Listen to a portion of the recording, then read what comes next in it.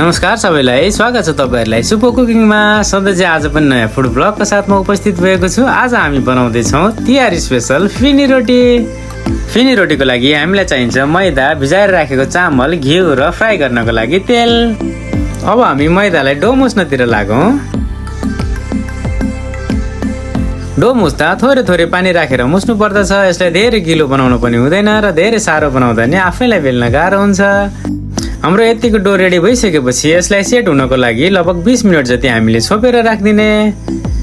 अब हामी ब्याटर बनाउनतिर लागौं। आधी कचौरा जति भिजाएर राखेको चामललाई सुक्खा बनाउनको लागि मैले सुपोमा राखेर सुकाउँदै छु। 70% जति चामल सुकिसकेपछि हामीले यसलाई मिक्सरको सहायताले पिठो बनाउने। त्यससँगै हाम्रो यता डो पनि रेडी भइसकेको छ। अब हामी ब्याटर बनाउनतिर लागौं। ब्याटर बनाउनको लागि अघिको पिठो र घिउ राखेर हामीले यसलाई मिक्स गर्नुपर्छ।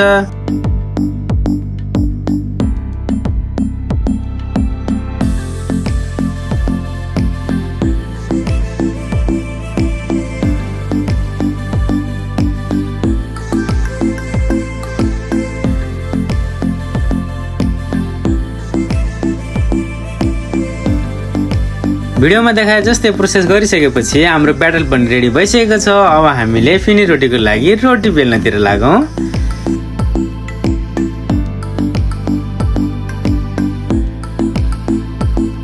फिनी रोटीको लागि रोटी बेल्दा सकेसम्म एकदम पातलो गरी बेल्नु पर्दछ।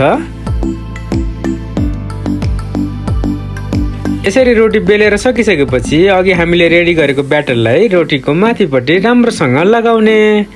यसरी ब्याटर लगाउँदा कतै नछोडिकन राम्रोसँग ब्याटर लगायौं भने पछि फ्राई गर्दा पत्र पत्र छुटेर एकदम क्रन्ची हुन्छ।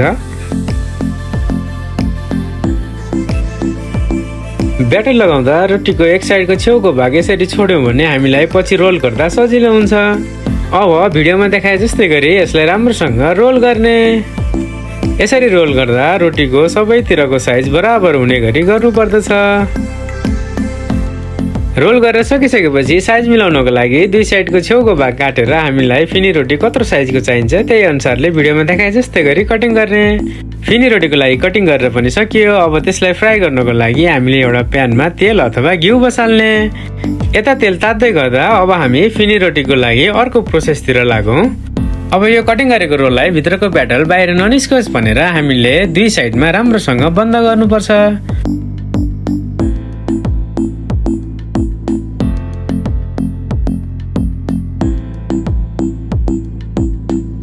यसरी दुई साइडमा बन्द गरिसकेपछि फिनी रोटीको आकार आउने गरी हामीले बेल्नाको सहायताले यसलाई बेल्नुपर्छ।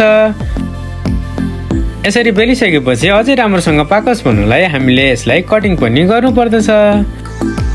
ल हेर्नुस् त फिनी रोटीको आकार पनि कति राम्रो भएको छ। अब यसलाई हामीले तातो तेलमा फ्राई गर्ने।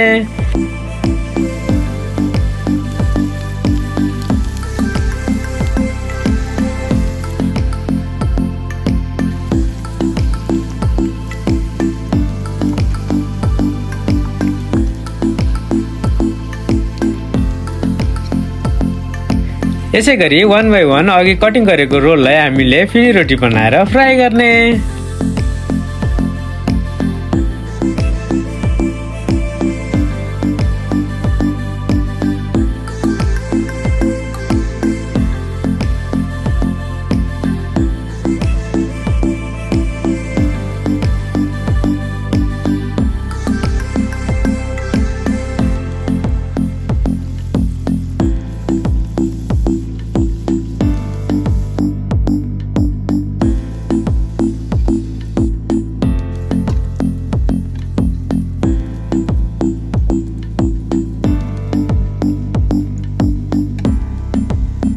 ल हेर्नुस् त हाम्रो फिनी रोटी पनि रेडी भइसकेको छ।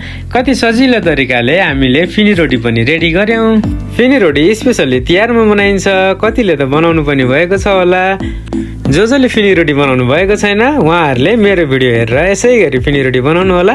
यसलाई हामीले नास्ताको रूपमा पनि खान सकिन्छ। मलाई फिनी रोटी बनाउन हेल्प गर्नुहुने मेरो वाइफलाई पनि धेरै धेरै धन्यवाद।